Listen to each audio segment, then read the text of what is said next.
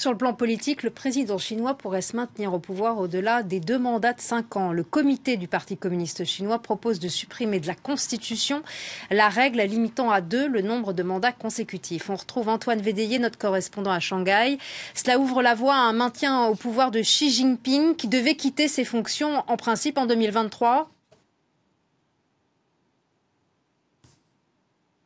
Oui, exactement. Et on peut même parler désormais de présidence à vie pour le président chinois Xi Jinping. En fait, en proposant de supprimer de la Constitution, vous l'avez dit, cette règle de 2 mandats maximum, le Parti communiste chinois ouvre la voie pour son dirigeant à un pouvoir illimité et sans partage. Mais en fait, ici, il faut savoir que pour de nombreux observateurs de la vie politique chinoise, la question depuis longtemps n'était pas de savoir si ce tour de force aurait lieu, mais plutôt quand est-ce qu'il aurait lieu. On pensait que cette annonce serait faite en octobre dernier à l'occasion du 19e congrès du Parti communiste chinois. À cette occasion, Xi Jinping avait été reconduit pour 5 ans, donc jusqu'en 2023. Mais il aurait dû, comme le veut la tradition politique chinoise, introduire un potentiel successeur. Or, il ne l'avait pas fait, donc tout laissait penser que ce tournant majeur dans la vie politique chinoise finirait par avoir lieu. Et donc finalement, cette annonce intervient à 1 semaine de l'ouverture à Pékin de la session plénière annuelle de l'Assemblée nationale populaire.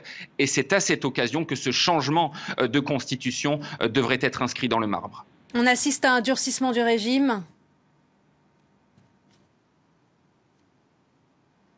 Oui, sans aucun doute. Et vous savez, en plus de cette annonce, on vient d'apprendre que la pensée de Xi Jinping devrait la semaine prochaine également être inscrite dans la constitution chinoise. Cela ferait de lui l'égal de Mao Zedong. Et en fait, il faut le dire, aujourd'hui, Xi Jinping est le dirigeant chinois, l'autocrate le plus puissant depuis le grand timonier. Comme Mao, il a bâti autour de lui un culte de la personnalité. Et surtout, si aujourd'hui il est aussi puissant, c'est parce qu'il a éliminé autour de lui, un à un, tous ses opposants politiques. Il n'a épargné absolument personne et il ne faut pas s'attendre à voir émerger en Chine dans les prochaines semaines une quelconque critique, puisque vous le savez ici, toute la presse est aux ordres et la société civile et les voix dissidentes sont fermement muselées. Merci beaucoup Antoine Védéier pour votre décryptage. Merci à vous.